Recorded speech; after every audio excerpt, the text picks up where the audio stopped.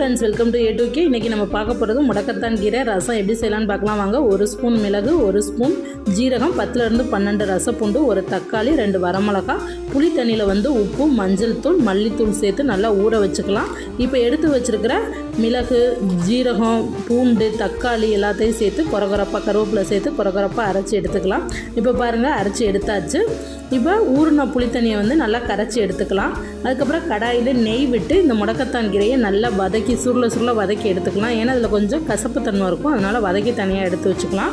அதுக்கப்புறம் கடாயில் திருப்பி எண்ணெய் சேர்த்து கடுகு பொரிஞ்சதும் பெருங்காயத்தூள், வரமிளகா சேர்த்து இந்த அரைச்சி வச்சுருக்கதையும் சேர்த்து நல்லா வதக்கிட்டு இந்த புளித்தண்ணியை ஊற்றி நல்லா முறை கூட்டி ரசம் வந்ததும் நம்ம ஏற்கனவே வதக்கி வச்சுருக்கிற முடக்கத்தான் கீரையும் சேர்த்து நல்லா 1லேருந்து 2 கொதி வந்ததும் அப்படியே இறக்கி வச்சிடலாம். அவ்வளோதான், சுவையான முடக்கத்தான் கீரை ரசம் ரெடி. இது கை கால் வலிக்கு ரொம்ப நல்லது. அதனால் மிஸ் பண்ணாமல் ட்ரை பண்ணி பாருங்கள். பிடிச்சிருந்தா நம்ம சேனலை சப்ஸ்கிரைப்